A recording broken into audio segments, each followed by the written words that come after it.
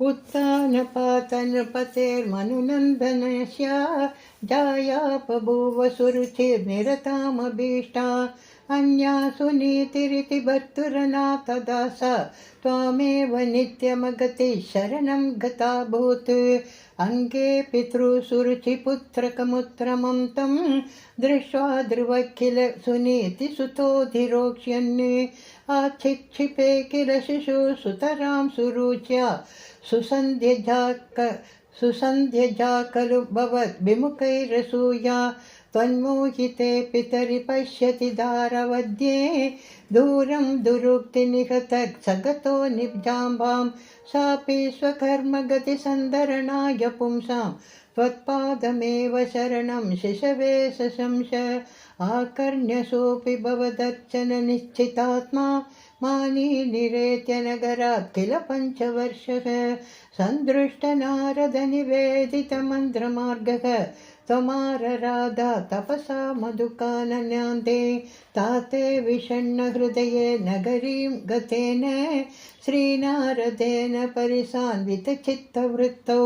बालस्वदत्तर्पितमना क्रमवर्धितेन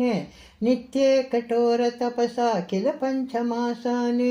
तावत् तपोबलनिरुज्वसिते दिगन्ते देवार्तितस्वमुदयत् करुणार्द्रचेताः त्वद्रूपछिद्रसनिलीनमते पुरस्ताः आविर्बभूवित विभो गरुडाधिरूढः त्वदर्शनप्रमथभारतरङ्कितं तं दृग्भ्यां निमग्नमिवरूपरसायने ते तुष्टुषुमाणमपगम्य कपोलदेशे संपृष्टवानसिधरेण दत्ताधरेण तावद्विभोत विमलं प्रणुवन्दमेनम् आपाशदास्वमवगम्य तदीयभावं राज्यं चिरं समनुभूय भुजस्व भूयः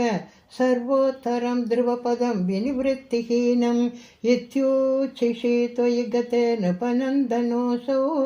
आनन्दिता किल जनो नगरीमुपेतः रेमे चिरं भवदनुग्रहपूर्णकामः ताते गते च वनमातृतराज्यभारः यक्षेण देवनिहते पुरुषो पुनरुत्तमेऽस्मिन्ने यक्षैः स युद्धनिरतो विरतो मनुक्त्या सान्ध्या प्रसन्नहृदया धनदादुपेतात् त्वद्भक्तिमेव सुदृढामवृणोन्महात्मा अन्ते भवत्पुरी पुरुषनिवततिं ममास्ते मात्रा समं ध्रुवपदे मुदितो यमास्ते एवं स्वपृज्य जनपालनलीलधि स्वं वातालयाधिपनिरुन्दिममामयोगाने सर्वत्र गोविन्दनाम संकीर्तनं गोविन्द गोविन्द।